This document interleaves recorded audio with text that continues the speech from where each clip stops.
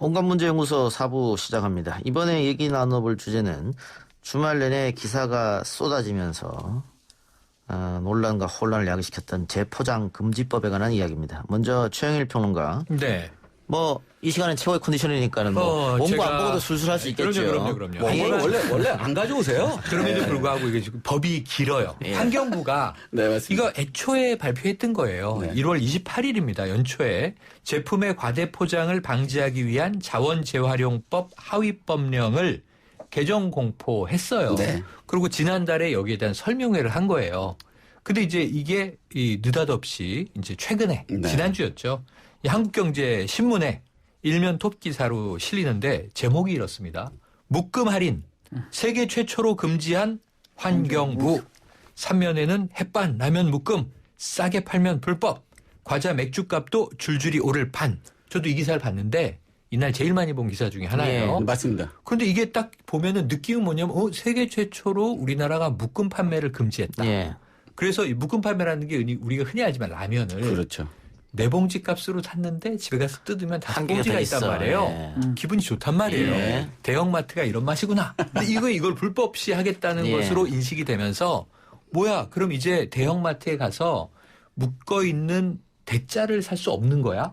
그럼 이제 할인 안 한다는 예. 거야? 개당 정찰제를 실시한다는 거야? 뭐 이렇게 좀 왜곡 오해가 돼서 파장이 컸는데 뭐 이런. 환경부는 아연질색을 했어요. 네. 이 법령 개정의 내용은 그런 게 아니거든요. 맞습니다. 가격 할인을 못하게 하는 것과는 아무 관계 없이 재포장의 이 환경을 해칠 수 있는 그야말로 이제 나쁜 포장재들이 많이 사용되니 이걸 줄여보자. 네. 재포장은 하지 못하도록 하자. 이게 취지거든요. 일단 과대 포장이 사실은 많죠. 문제가 너무 되고 많습니다. 있고 네. 그 문제가 있기 때문에 이제 이걸 갖고 온 건데 최영일 평론가 말대로 한국경제 기사가 나오고 상당히 논란이 됐습니다만 맞아요. 화제도 됐고 네. 일단 세계 최초로 금지시켰다. 이건 사실이 아닙니다. 네. 오보였고요.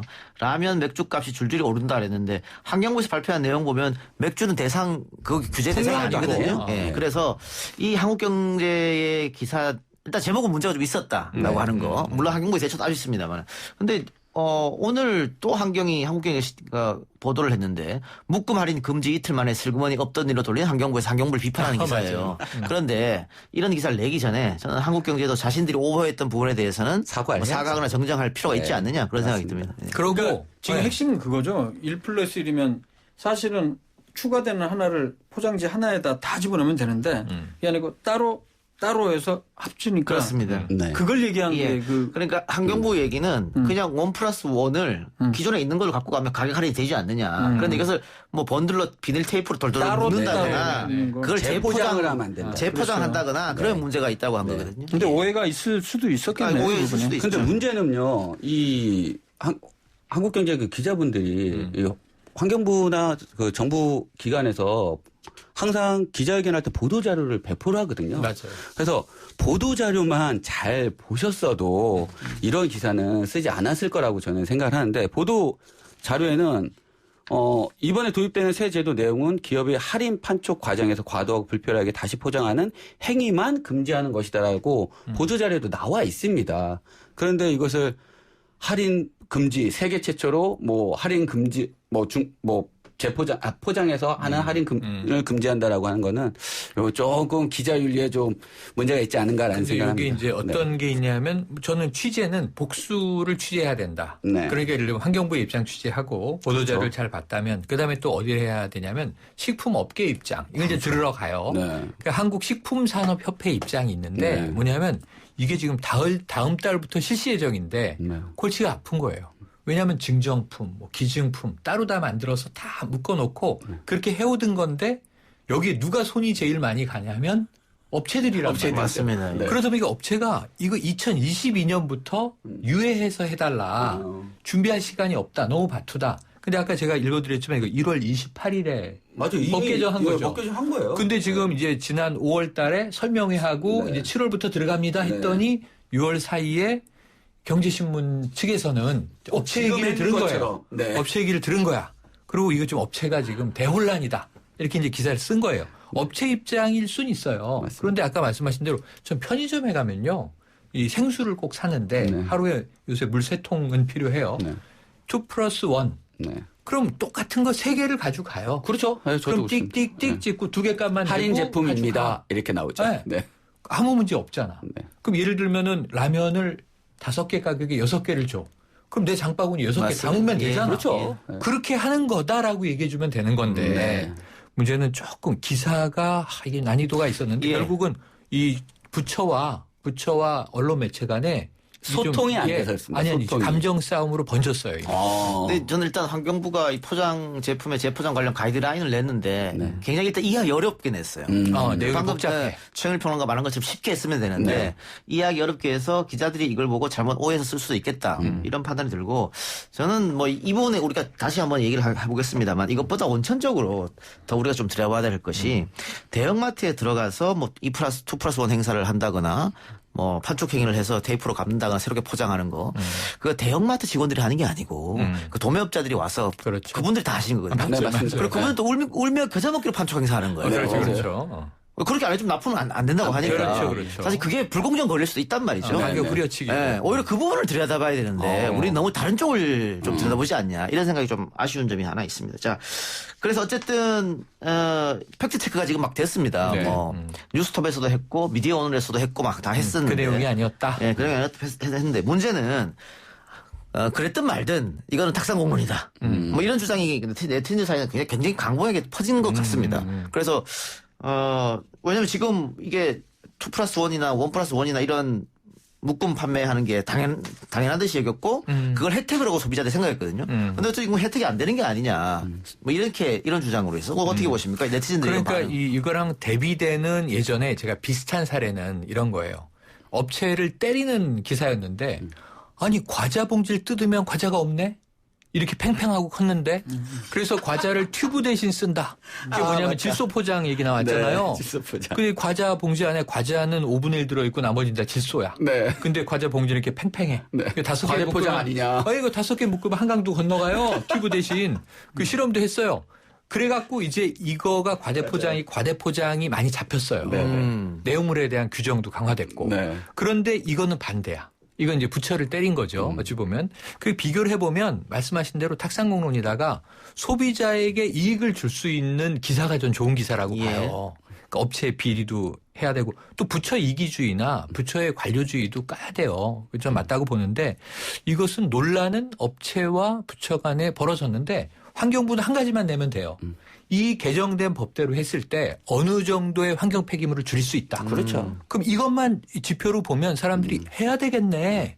우리가 예전에 일회용 컵 1년에 한 명이 몇 개나 쓰고 버리는지 벽에 쌓았잖아요. 유튜브로. 그거 보고 당장 텀블러 쓰는 거 아닙니까? 사람들이, 개인들이 자각을 해서. 그래서 수치나 좀 이해하기 쉽게 환경 폐기물이 어느 정도인데 이제 문제는 느끼니까. 그렇죠. 그걸 좀 줄일 수 있다는 것을 숫자로 간단하게 보여달라 이런 요청 드리고 자, 싶네요. 김 변호사님, 미국은 어떻습니까? 이렇게 뭐 1+1이라든가 판촉행위라든가. 이렇게. 네. 일단은 그 미국 같은 경우도 분명히 식스팩이라고 해서 맥주 6개를 묶어가지고 그것도 이제 플라스틱을 묶어가지고 팔고요. 12팩이라고 해서도 그것도 묶어서 팝니다. 그러니까 낮게 팔 때보다 좀 싸게 파는 조금 거죠? 싸죠, 예. 당연히. 그래서 미국에도 우리나라처럼 2+1이라든가 아니면 묶어서 파는 그래서 할인하는 그런 제도가 있다. 그리고 환경 얘기 나와서 그러는데 우리는 어렸을 때 서방 선진국에서는 상당히 재활용 잘한다고 그랬잖아요. 미국 같은 경우는 재활용 안 합니다. 안 합니다. 분리수거 안 합니다. 그냥 다 음식물 쓰레기든 뭐든 한꺼번에 버려버립니다. 예. 그 분리수거 제일 잘하는 국가가 한국입니다. 한국입니다. 예. 근데 또 어려운 게 분리수거 너무 어렵지 않아요? 뭐가 어디에다 분리해야 될지 정말 복잡하고 그거 공부해야 돼요. 맞습니다. 저는 아직까지도 헷갈립니다, 솔직히. 그리고 또 분리수거마다 내놓는 요일이 또 다릅니다. 예. 음식물 쓰레기는 언제 내놓고 플라스틱은 언제 내놓고 이렇게 다르니까. 예. 그리고 스티로폼도 흰색만 내야 되고요. 네, 그다음에 PET병도 이거 다 겉에 거기에 네. 뭐가 네. 묻은 거는 또 안 되고. 우유도 팩도 그거 다 씻어야 되고요. 그다음에 싼 그 포장지에 재활용 포장지에 음식물이 있으면 또 내놓으면 안 됩니다. 반드시 씻어서 내야 아니, 돼요. 그래서 김기태 변호사 말처럼 전 네. 이게 막 이렇게 분류하고 한 몇 번 왔다 갔다 해야 되거든요. 네. 버릴 때마다. 그렇게 하면서 우리가 이렇게 열심히 해도 좀 매덕 인구에 미국은 막 버리는데 막 버리니까. 우리가 왜 이렇게 돼야 되나 뭐 이런 생각도 합니다. 예. 그들이 바다로 우리가 오염시키고 있는 이렇게 거지. 분리를 하면 알아서 분리해서 또 알아서 가겠죠. 그렇죠. 설마 다시 합치진 않아요.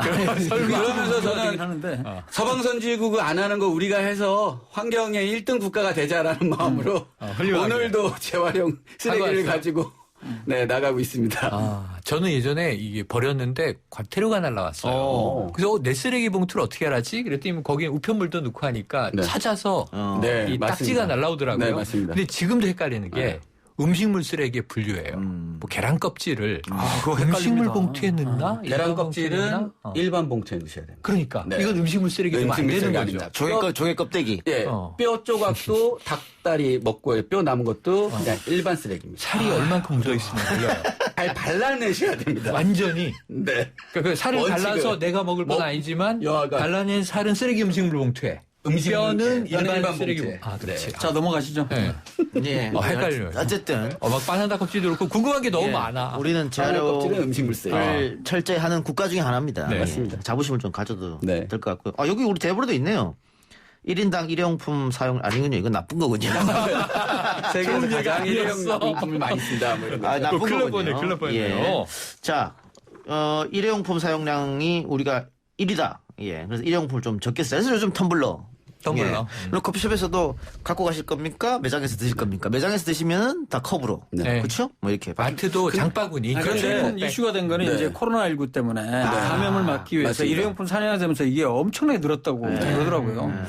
근데 이론적으로 봤을 때 과연 일회용품을 사용하면 더 감염이 낮아질까? 한 번 먹고 버리니까. 예, 그 부분이 근데 이론적으로는 그런 것 같은데 그렇다고 해서 더 감염이 줄어들지에 대해서는 저는 좀 이론적으로 좀 확실하지는 않은 것 같아요. 그리고 뭐 머그컵 같은 경우에 다 매장에서 한번 이렇게 세척하지 않습니까? 바로 그거거든요. 세척하면 대개는 다 사라지잖아요. 당연하죠. 세척하고 말리고 이렇게 알코올 소독하고 뭐 이렇게 하면 다 해결되는 거거든요. 근데 굳이 그거를 예. 못 믿어서 일회용품을 많이 사용하는 거는 오히려 그 근데 낭비가 커피숍 같은 경우에는 물론 세척을 대부분 잘 하시겠지만 그렇지 않고 그냥 물로만 한번 쓱 식히시는 그 가게도 있기 때문에 그래서 좀 불안해하는 거고.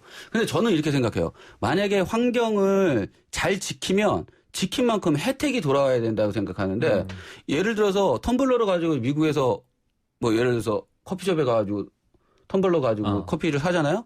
원래 2불 12전인데 99전으로 줍니다. 엄청 싸네요. 네. 반값 아래로. 예, 1,000원 정도. 2불 12전. 그러니까 사람들이 텀블러를 계속 가져가가지고 그러네. 커피를 사는 거예요. 그러면 안 근데 가져가야 우리나라는 100원 깎아줘요. 그러니까 이런 거는 안 된다라는 생각. 왜냐하면 자신의 돈을 들어서 가게에 돈을 들여가지고 일회용품을 사는 그 비용 이상은 뭔가 혜택을 줘야지 텀블러를 귀찮게 가가지고 커피 마신 다음에 그걸 또 내가 닦아서 다시 가져가는 수고비 정도는 충분히 줘야지 다시 내가 뭔가 재활용품을 사용하지 않고 내 물건을 사용해서 이득을 많이 보고 있구나라는 걸 알고 있어야 됩니다. 아끼고 인건비도 아껴주는 그렇죠. 거네. 네. 예. 그다음에 그런데 혜택도 그게 받고. 이상하다. 이게 커피숍에서 찍을 때 말이죠. 네. 거기 전 신경을 안 쓰지만 보면은 네. 커피값에다가 컵 가격이 나오죠 따로.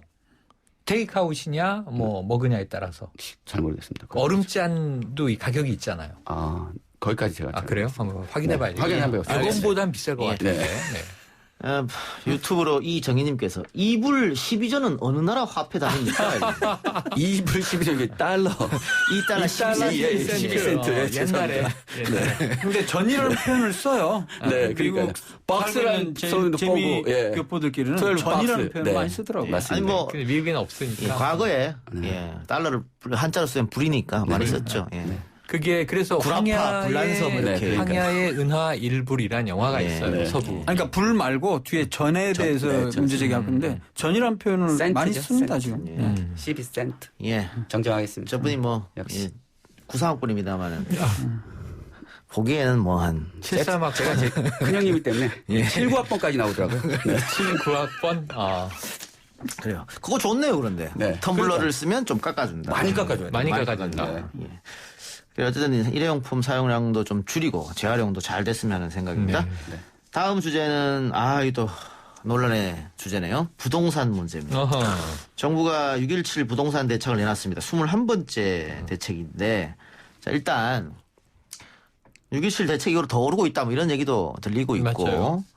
그 노무현 정부에서 집값을 잡으러 상당한 노력을 들였습니다만 굉장히 뛰었잖아요. 네. 네. 또 문재인 정부에서 그걸 똑같이 하고 있는 거 아니냐. 그때 실패를. 집값 따라가고 있는 거 아니냐. 그래서 노무현 정부 때 그 집값을 담당했던 정책자들이 지금 그대로 하기 때문에 똑같은 일이 벌어질 것이다. 뭐 이런 비난론, 비관도 나오고 있는데 먼저 우리가 살펴볼 것은 토지거래 허가제 내용을 좀 살펴봅시다. 이번에 나왔죠. 예. 말 그대로 부동산을 사고 팔 때 정부의 허가를 받아라. 지자체의 맞습니다. 허가를 받아라. 이거죠? 네.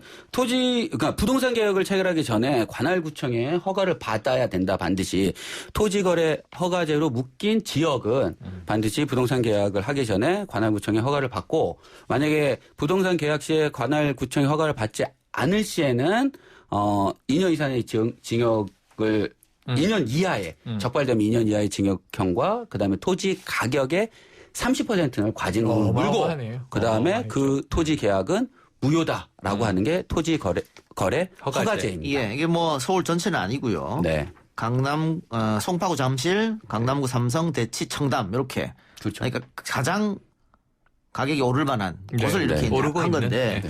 문제는 자본주의 국가에서 사유재산 제도가 있는데 네. 이거 뭐 문제가 있는 거 아니냐 이런 이게 주장이 있습니다. 사회주의적 정책 아니냐 이런 예. 비판이 나온 거예요. 예. 근데 저는 어떻게 보냐면 이런 거죠. 이 특수한 경우 그럼 이 토지를 어떻게 볼 것이냐. 사유재산은 맞아요. 사유재산으로 인정하잖아요. 그런데 이제 두 번째는 뭐냐면 이 1인이 너무 많이 소유하는 경우에 이것은 독점의 문제가 생긴다. 예. 왜? 땅은 제한돼 있고 인구는 많으니까. 그래서 이것을 공개념으로 보자. 토지를 공개념으로 보자. 이건 노태우 정부 때부터 나왔던 개념이에요. 맞습니다. 왜냐하면 우리나라가 사람은 많고 땅은 비좁다. 그렇다면 땅값은 무한히 오를 거 아니냐. 정부는 이 시장에 개입할 필요가 있다. 그래서 토지거래 허가제 그러니까 좀 극단적으로 보이지만 이번 정부 들어와서의 기조를 보면 지금 우리가 딱 이래요. 주택 공급률은 100%를 넘겼어요. 이 말은 뭐냐 하면 1가구 1주택 이상 돌아가게 돼 있어요.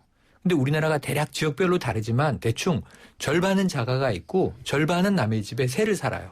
맞습니다. 절반은 무주택자예요. 네. 그러면 이 모두 다 집을 가질 수 있도록 정부는 지원하는데 문제는 굳이 나는 전월세 살래요. 그럼 할 수 없죠. 그러면 뜯어 말리지 못하지만 그렇지만 적어도 이 가격이 부동산 가격이 안정화돼야 된다. 그러려면 어떻게 해야 될까? 여러 채를 못 갖도록 하자. 그래야 이제 돌아갈 거 아니에요, 집들이. 그래서 지금 이번 정책의 기조는 정부의 기조는 자, 실소유자, 실거주자 중심으로 다주택 보유하지 마라. 그것도 비싼 집을 투기 목적으로 다주택을 보유하지 마세요. 그 정책에 맞춰서 이제 정밀 정책들이 시행되고 있는 과정이에요. 이게 21번째 정책이잖아요. 6.17이. 네. 그런데 김상조 그 정책실장 한마디 했죠. 잡힐 때까지 계속 내겠다고. 그게 또 지금 좀 반발을 사고 있는데 어쨌든 기조는 간단하다고 봅니다. 저는. 예. 필요하다. 방금 얘기했으니 이제 헌법 23조 1항에 관계된 얘기인데 그래서 이건 위헌이 아니다. 네. 그리고 뭐 판례도 있고 말이죠. 맞습니다. 그렇지만은 우리 유튜브에 작가주의 PD님께서 지적해 주신 대로 그 토지와 주택은 또 다른 거 아니냐 이럴 수도 있잖아요. 그래서 저는 그렇게 생각합니다. 그러니까 아까 전에 말씀하셨던 것도 헌법 23조 1항에는 우리 국가는 모든 국민의 사적 재산을 보호하는 게 의무다. 단 뭐냐면 2항에 보시면 공공복리를 위해서는 법률에 정한 규정에 의해서 사적 재산을 제한할 수 있다라고 나왔거든요. 예. 따라서 이 토지 거래 허가제는 사적 재산과 공공복리 어느 쪽이 우선돼야 되냐라는 문제인데 저 같은 경우는 당연히 공공복리 쪽에 그러니까 우리 국가의 경제와 국민의 이익을 보호하기 위해서는 다수의 그 국민들의 이익을 보호하기 위해서는 사적 재산을 공공복리의 측면에서 당연히 법률에 의해서 제한할 수 있다라고 볼 수 있습니다. 그 부분은 거기서 정리를 하고요. 네. 문제는 이번 대책이 실소유자 혹은 무주택자들을 위한 대책이 아니다. 집 없는 사람이 살려고 하면 이거 다 주담대 금지하고 뭐 맞습니다. 갭 투자 금지하고 이렇게 해서 결국은 못 사게 한 거다. 현금 부자들만 좋게 만든 정책이다. 이런 주장도 있거든요. 근데 저는 이게 그 기사가 이해가 안 돼요. 예. 기사의 헤드라인 이런 거예요. 이 갭 투자를 막아서 이 재테크를 좀 해보려는 청년들의 이 길을 막았다. 그러니까. 갭 투자하지 말라는 거예요. 갭 투자는 뭐냐면 내가 돈이 없는데 대출을 땡겨서 전세하고 합쳐서 예. 내 돈은 약간 얹고 예. 주택을 하나 보유를 했어요. 예. 그리고 이걸 내가 좀 보유하고 있으면은 시세 차익이 생기면 팔아서 나는 그만큼의 재테크를 하고 그 전세 살 사람은 다음 주인하고 계약해서 살고 나는 대출은 막고 그럼 되는 거란 예. 말이에요. 이게 투기란 말이에요. 그게 많이 했었어요. 그러니까 옛날에 서민형 갭 투자도 있겠고 네. 이 기업형 갭 투자도 있겠습니다만 이걸 그럼 기업형은 막고 서민형 갭 투자는 허용할 수가 없잖아요. 일괄적으로 지금 현재 정부에서의 부동산 기조는 갭 투자는 하지 마라. 그러고 위험해질 수 있다는 거예요. 정부는 계속 부동산 가격을 하락시키겠다는 의지로 가는데 서민들이 어떻게 갭 투자를 해서 이익을 얻습니까? 그러니까 갭 부동산 투자할 수 가격을 있는 돈이 어딨습니까? 떨어뜨리겠다는데 예. 이거 오른다는 시장을 전제로 해야 네. 갭 투자가 돈을 버는 거죠. 그래서 네. 갭 투자 말라는 건데 예. 여기에 대해서 저는 경제기사가 또 알겠습니다. 문제 자, 제기를 잘못하는 것 같아요. 그러면 1가구 1주택자라든가 무주택자들이 집을 구매할 때는 주담대를 풀어줘라. 맞아요. 그건 맞아요. 생각해요. 그거는 일리. 대출 없이 어떻게 집을 사란 말이야. 특히, 그거는 일리. 네. 특히 서울에서. 네, 그래서 제가 주장하는 거는 이겁니다. 그러니까 첫 번째는 그러니까 부동산 정책을 약간 뭐랄까 천편일률적으로 해서는 안 된다. 따라서 청년이나 그다음에 무주택자나 신혼부부를 대상으로 해서는 주택담보대출을 늘려주고 그다음에 오히려. 이율을 내려줘야 됩니다. 그러나 지금 말씀하신 것처럼 다주택자에게는 종합소득세나 이런 그다음에 누진세 이런 것들 좀 높게 해서 그 이율을 낮게 무주택자나 청년 그다음 신혼부부에게 대출 이율을 낮게 했던 거를 보전해 주면 되는 거거든요. 따라서 그런 주택을 가지고 있지 않은 무주택자 분들한테는 대출을 범위를 넓게 하고 이율을 낮게 해서 누구나 다 집을 쉽게 구매할 수 있게 해주고 그다음에 토지가 많으신 분들 토지나 그다음 주택을 다주택자에게는 세금을 좀 더 많이 해서 국가의 세수를 늘리는 방향으로 주택 정책을 해야 되지 않을까라는 예. 생각입니다. 제가 지금 월세를 살고 있습니다. 이분도 네, 월세 살고 있습니다. 그래서 네. 올 연말에 집을 살 계획이었습니다만 예. 주담대가 금지되기 때문에 네. 못 살 것 같습니다. 아이고. 힘드실 것 같네요. 네. 그러면 다음 정부까지 좀 기다려 보셔요. 예, 부동산 업체에 가면 다음 근데 이 정부까지 허가제라고 기다려보세요. 하면 뭐 허가 기준이 굉장히 강력한가요? 아니, 그 동네. 동네? 아니, 동네만 묶었어요. 근데 허가 기준은 뭐냐면 2년 이상 실거주 할 거다라고 하면 거래하시면 그것만 하면 예, 예. 된다는 근데 얘기죠. 2년 이상 실거주 하는데 동의 안 하면 못 하는 예. 거죠. 자, 어쨌든 정부도 우리가 지금 언급했던 무주택자들, 실소유자들 에 관한 것은 문제가 있다고 판단했기 때문에 보완 대책을 내놓는다고 하니까요. 네. 좀 네. 두고 봅시다. 새우 말씀 여기서 마무리합니다. 고맙습니다. 감사합니다. 내일 돌아오겠습니다.